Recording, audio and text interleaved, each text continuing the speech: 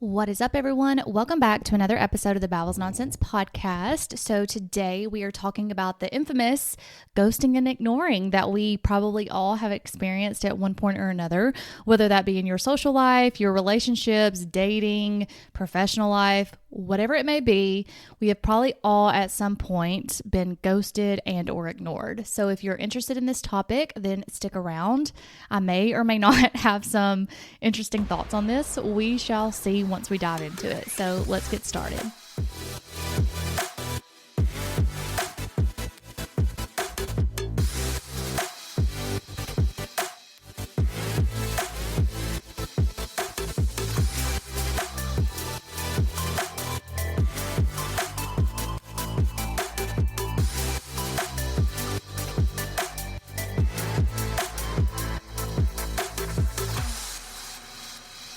What is up, everyone? Welcome back. So I just wanted to do a little housekeeping, if you will, because I keep getting asked about the house and I haven't really done a full episode on that yet. So all I will say is just a little snippet, I guess, is I purchased a brand new home that was not custom built for me, but was like already built, but no one had lived in it in 2020. 2020.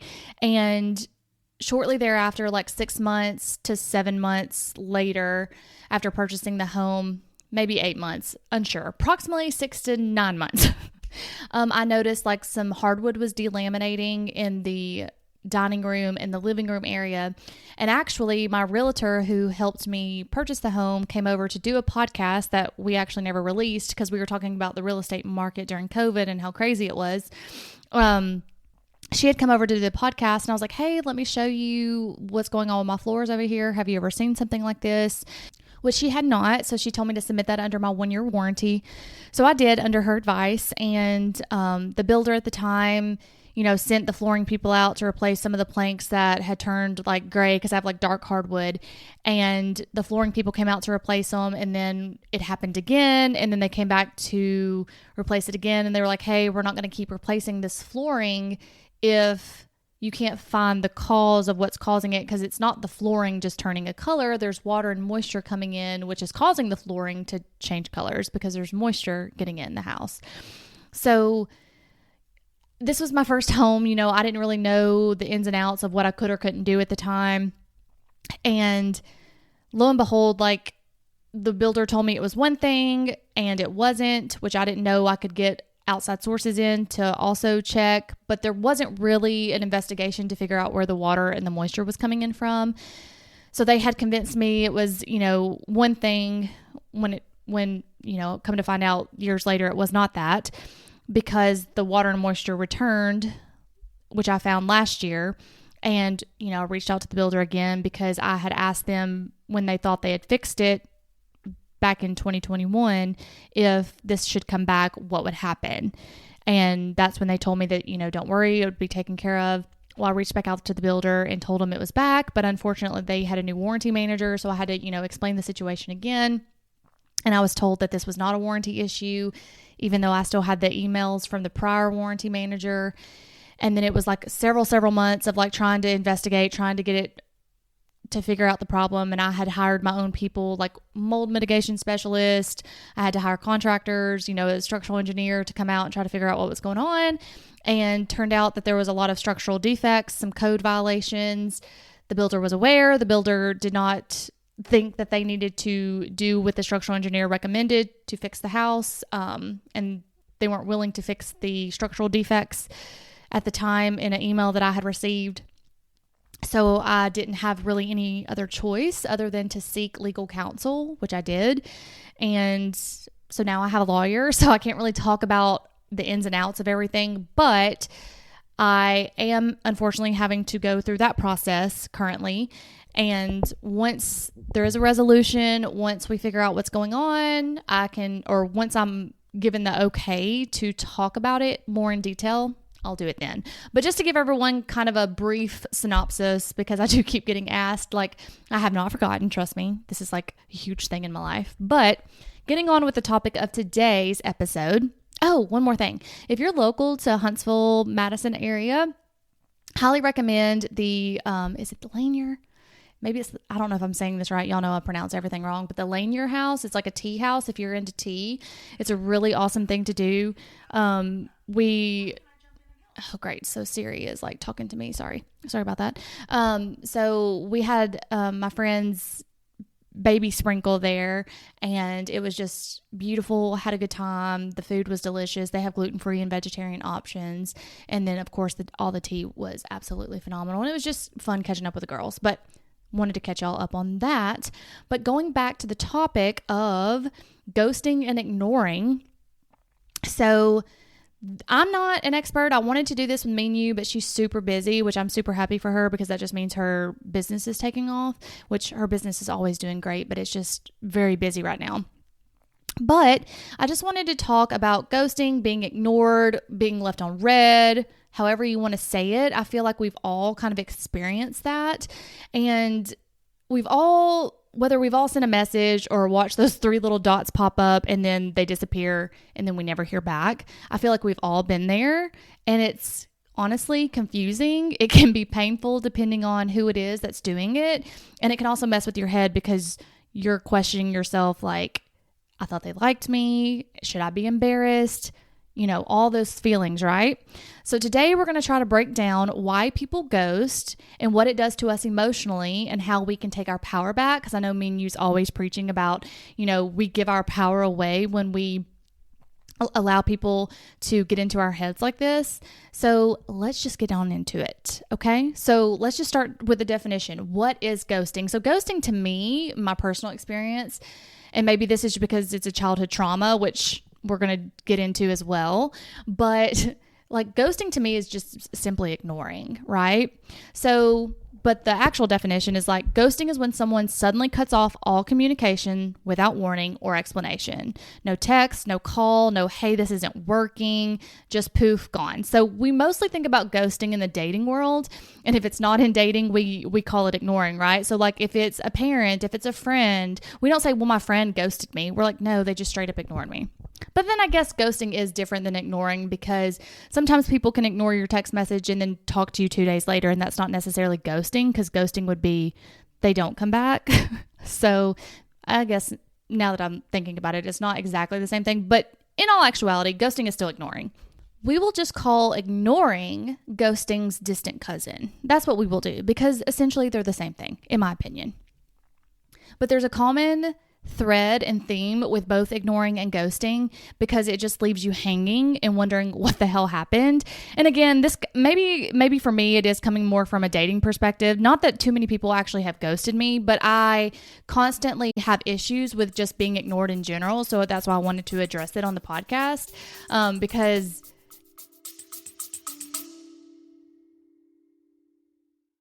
if you're a podcast host or someone wanting to be interviewed on podcasts as a guest, visit podmatch.com.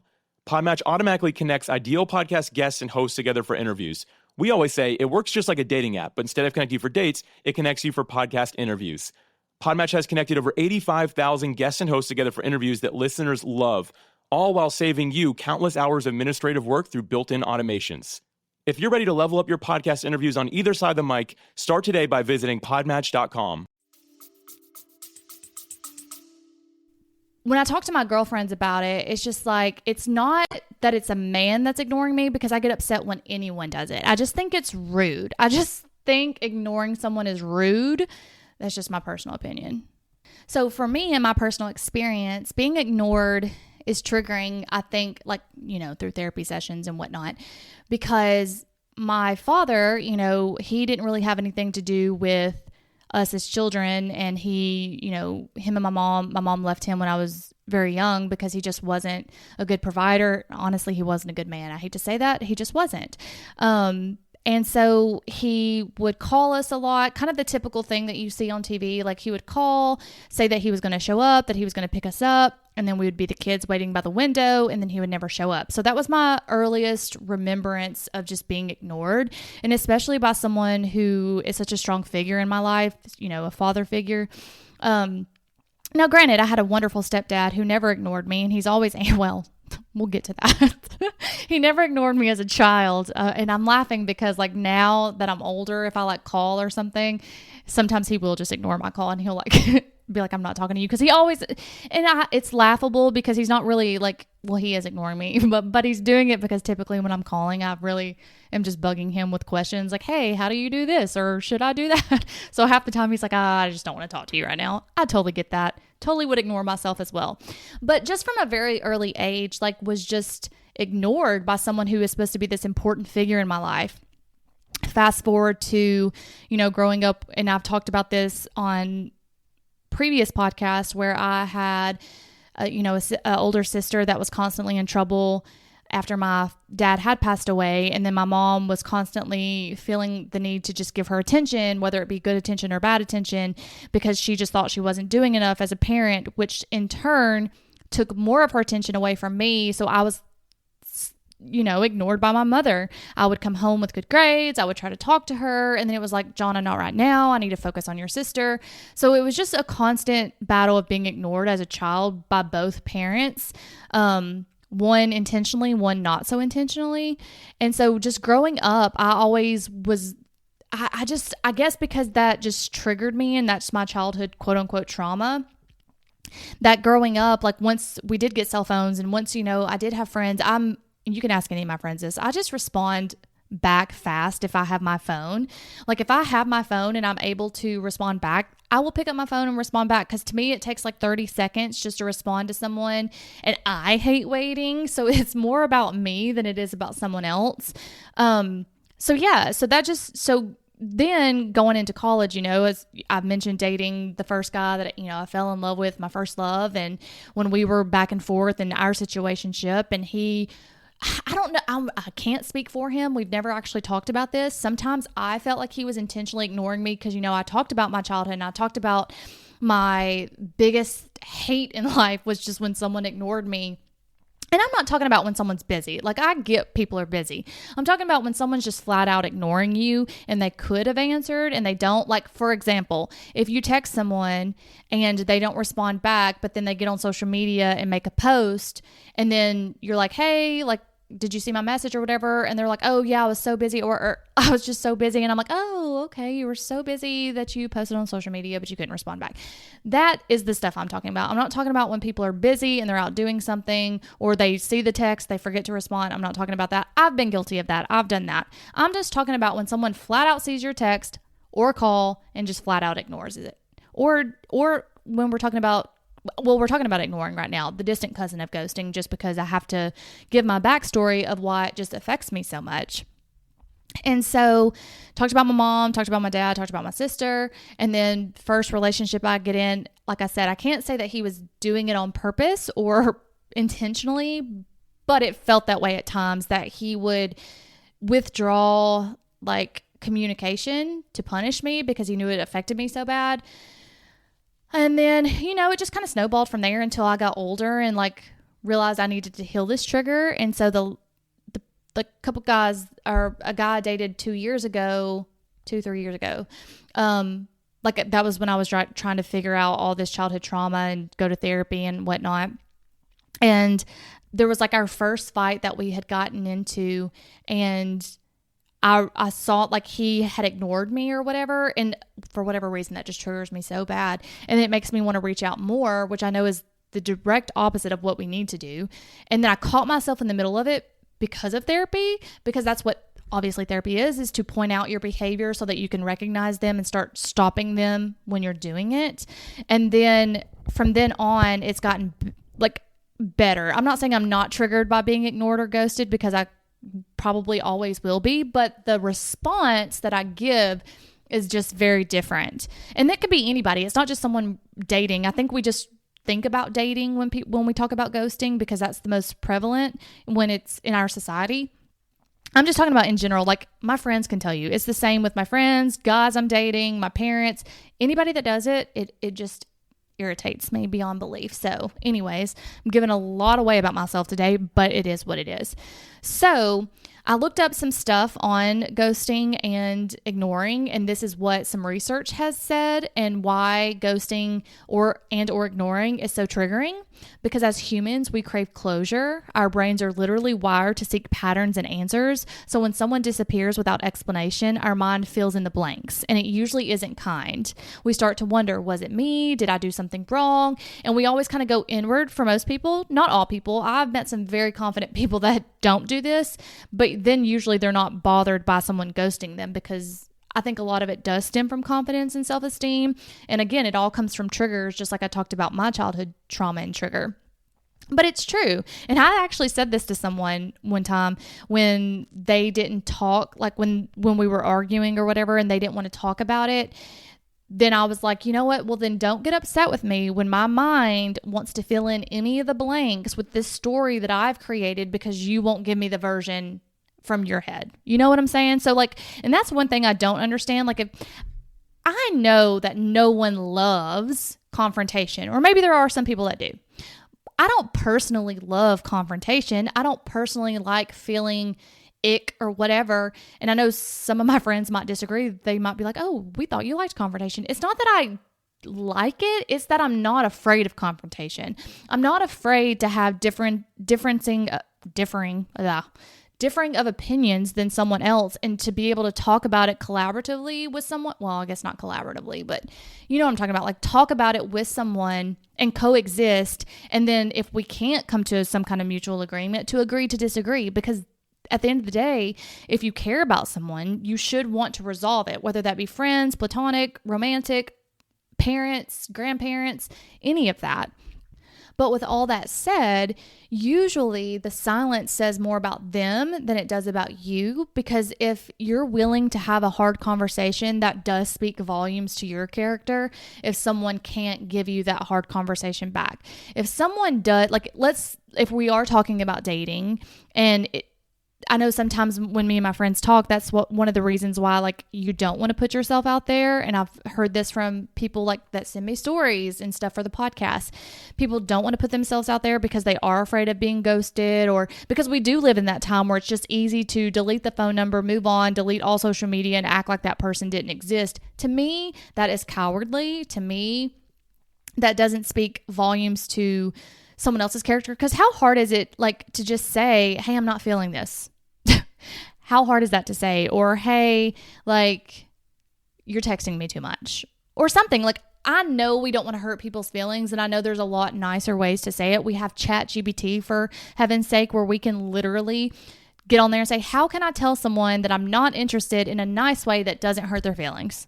You know, we have the technology now to do that. So I'm not exactly sure why we ghost and ignore, but I guess that there are certain situations that it may be beneficial if someone's just not getting the hint. Maybe. I don't know. But I want to get into what I found about why people ghost. So there are 5 topics, or 5 reasons, I guess, why people do this. So the first one would be fear of confrontation. Some people would rather just disappear than deal with uncomfortable conversations, like I was saying earlier. They don't want to say I'm not interested because they're afraid it'll make them look bad.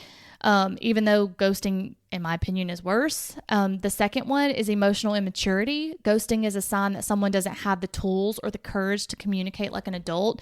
And I 1000% agree with that, because if you can't have an emotional conversation, then to me, you are lacking emotional maturity, because it just says that you don't want to have a hard conversation, or you don't want to hurt someone's feelings, or you don't know how to do that without hurting someone's feelings. You know what I'm saying?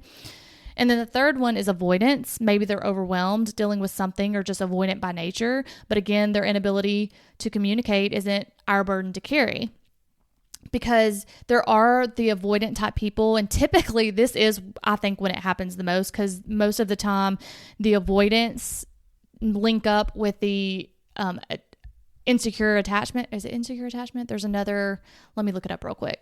Anxious. Yes, that's what it is. So a lot of times avoidants link up with anxious because they're just drawn to each other.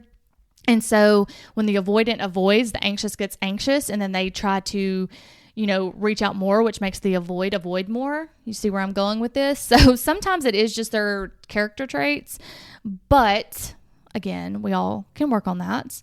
The fourth one is modern culture. So let's be real. Dating apps have made people disposable. I think social media and dating apps have made people disposable. There's always someone new to swipe on. So the motivation to treat others with respect just kind of has dipped a little bit. It's so easy to be like, I had a great date with her, but she or him, whatever, him or her, and it went great, but it's just not what I'm feeling. And then get on the apps and just keep swiping. And then if someone reaches out, like instead of just saying like, hey, I had a great time on the date, I just don't see this going anywhere, and just letting it have the closure and letting the person move on when the other person might have thought it was just the most wonderful date ever. Then you can just get back on the dating app and swipe, or someone's always in the DMs just being like, trying to like hook up or trying to see how you're doing or whatever it may be. There's just this abundance around. And that's one of the reasons why I don't like to date, is because it's just so much abundance. It's almost like no one is looking for anyone anymore because they want to find this quote unquote perfect specimen of a human that doesn't exist, and no one's willing to put in the work because there's just so many options. So why would you? You know what I'm saying? So I get it. The fifth and final one is lack of empathy.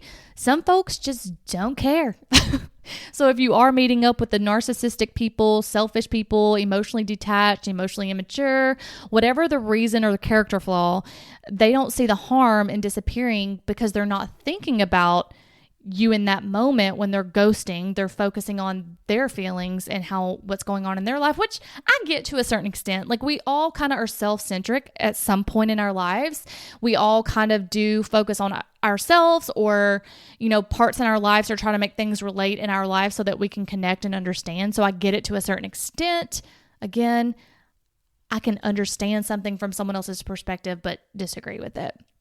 So I'm not saying we should excuse the behavior for it, but when you understand where it comes from, it kind of helps you detach and stop taking it a little personally. So just kind of identifying where they're coming from, whether it be fear of confrontation, emotional immaturity, avoidance, modern culture, or lack of empathy. If you can kind of understand it, then you can kind of get the closure you need without them giving you that closure, which we all have to work on anyways. I know that. Menu says it all the time. But the biggest deal, I think, is just the impact of being ignored. So that's what I wanted to focus on. Kind of like I shared my experience, like how it triggers like that childhood trauma in me. And you can kind of relate when you're listening to this if you have a certain childhood trauma and something that's someone does or says in society or whatnot in your life, and it kind of just, you get this trigger, whether it be like annoyance or aggravation, anger, and you don't really know where it's coming from, and you're like, why did I just all of a sudden get angry by something someone said? And it wasn't what they said or who it was. You're like, why am I so? That's usually the childhood trauma and the trigger coming out. So then you have to do some deep work there to try to figure it out. But getting into the real stuff on how it feels, being ignored or ghosted can feel like rejection on steroids sometimes. It triggers old wounds like the childhood trauma I was talking about, especially if it comes from abandonment issues. So I think, I don't want to say I was abandoned, but I guess I was as a child. Like, my dad did just not want to be a dad, I guess. I don't know. He's not alive for me to ask him. But I wish I were older prior to him passing so that I could maybe have this hard conversation with him. To just be like, why didn't you want to be a father? Why didn't you want to take care of us? Because he did just like to go out to the bars and play music. He was a musician. He didn't want to work, but you got to do that when you have children. But regardless, I guess that did make me feel abandoned. And sometimes we have to just say it to like resonate with it. I just don't like saying it because I don't want to feel like a victim, because I'm not a victim. I had a wonderful stepdad, so I felt like I had someone that took his place and did an amazing job. But if you've ever felt like that, felt abandoned, felt unworthy, felt unloved, or overlooked in the past, this kind of behavior, like the ghosting and the ignoring, can sometimes bring all that pain back to the surface, and our nervous systems don't know the difference between physical and emotional threat. So when we do feel that abandonment or whatnot, whatever you want to call it, our fight or flight response does tend to kick in. Sometimes we start spiraling, overthinking, obsessing, refreshing, keep looking at our phone, rereading text messages. and we start doing, or like keep reaching out because it's triggered that response in us that's trying to make us fix it, right? Like we're not trying to actually fix that moment with that person. We're trying to fix the trigger to get it to stop, but we can't until we recognize it. And that's something that I'm so happy that I have done, because I can recognize it and stop it in the moment. Not 100% of the time, but most of the time. And it stopped making me question myself. Like it stopped making me be like, what did I do? Because I know it's not anything I've done. Like sometimes two people just don't jive, or sometimes it, like I said earlier, it's more about the other person and what they're going through really than what you've done. And sometimes we give too much power and too much recognition to someone else, when really we could just let it go to them and just be like, whatever you're dealing with, I wish you nothing but the best. You know what I'm saying? Like, because it's really not a reflection of us is all, I guess that's what I'm trying to get at. But something that me and you and like my therapist and everything and friends have always told me, that silence is the biggest communication. Just because someone's being silent doesn't mean they're not communicating with you. Sometimes it tells you everything that you need to know without them having to say anything at all. Like it can tell you a lot. You can look at their character. You can look at the conversation that they left. You can look at, like, if you look at it like from an outside perspective, I think we can get a lot more clarity on it, which I know is really, like, it's easy to sit here on this podcast and say that, but when you're in that emotional state in that moment, it's really hard to do that. But maybe if someone's listening to this and they're going through that, you can give it a couple of weeks or try to look at it from a different perspective and try to realize like it has nothing to do with what you've said or done. But we can handle it in different ways. I've learned some ways through me and you and through therapy. I've also done some research. I'm going to read through the ways that's listed. I have 6 different ways. So one of them being, don't chase them. So if someone chooses to disappear, we're just supposed to let them go. And that gives us our power back.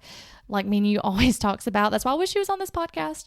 And then do your best not to double text, don't beg for answers, and don't shrink your personality and yourself to try to figure out something that someone else did and what someone else is going through. Like I said, like sometimes we can look at it and it says a lot. Sometimes silence and people ignoring you does say a lot. The second one is reframe it. If their silence is about, or you can just in your mind, their silence is about them, not you. You did not do anything to mess anything up. You just saw the true colors of someone, you know? Number 3, protect your peace. Sometimes like people will ignore you or ghost you and then come back around. My friend calls it spinning the block, something I've learned. And sometimes that will happen. And if you haven't moved on or you haven't made peace with it, then sometimes we allow people back in when they clearly just disrespected us by not giving us that communication. So sometimes that means muting them or blocking them on texting and social media if it needs to be. Like, I'm not talking about someone you just met. I'm talking about like maybe you had dated for a long time, or maybe you were in a relationship, or maybe it is your family member. I've had to do this with family members, you know, where we just need space, you know, for the moment. And sometimes that's okay. Number 4 would be focusing on your own worth. Your value does not decrease just because someone failed to see it. Their inability to recognize your greatness isn't your failure, it's their loss. So just realize, and like I said earlier, I think a lot of it does come down to self-confidence and self-esteem. And when we focus inward on that, then usually it doesn't matter what someone else is saying or not saying to us. Usually just because you're very secure in who you are and someone else doesn't need to break that down. Number 5, practical detachment. Letting go of needing closure from someone who didn't respect you in the first place. Closure always should come from you, not them. And that's something I had to learn many years too late, that sometimes you don't get closure. Sometimes you have to just give yourself that closure. And I know that's hard. And I know there's a friend, and I don't know if she's still going through this because we haven't spoken in a little bit. I need to actually reach out to her. This podcast is making me think about her. And I know her and I have had conversations about that, you know, like where sometimes you're just not going to know. Like, for instance, the first example I gave on this, not the first, but one of the first examples I gave on this podcast about how this started as a childhood trigger, you know, from the ages from birth to 15, 17. that's when I was learning all like ghosting, ignoring and whatnot from pivotal people in my life. And I made the comment where I said, I don't know if he did this intentionally or if he did it to hurt me, but that's something I let go because that's something it used to really bother me. But that's something I had to just be like, you know what? I don't know what he did. And that's for him to know. I don't need to know. And that's giving yourself closure, is by allowing yourself the I don't need to know information anymore. And the sixth and final one is, if you're tempted to reach out, ask yourself, will it bring peace or prolong the pain? Sometimes writing out what you want to say and not sending it can help release it from your system. I recommend doing this in your notes app and not on the messaging, because you might accidentally hit send. Won't say I've done that, but you might. So I highly recommend the notes app, or just get on ChatGPT and have a conversation with it, or I'm sure you got some really great friends and you can reach out to them instead. So just remember, you don't need to beg for respect. You don't need to explain your worth. You can let them go and make room for better. So it doesn't matter if someone has ghosted you or ignoring. And clearly this is more about dating than family, professional. I was just giving those examples earlier on where it can happen. So anyways, that is the episode today. And what kind of started it all is I was on TikTok, which I'm not like a full TikTok girly yet. I am starting to like it more, but there was a TikTok about ghosting from this guy that I was just like, wow, that's a really good point. And then that's when it kind of snowballed into like, I really want to do an episode on that, because I'm sure that's happened to a lot of people. It's happened to me. Like, I've been ghosted and ignored before by several people, actually.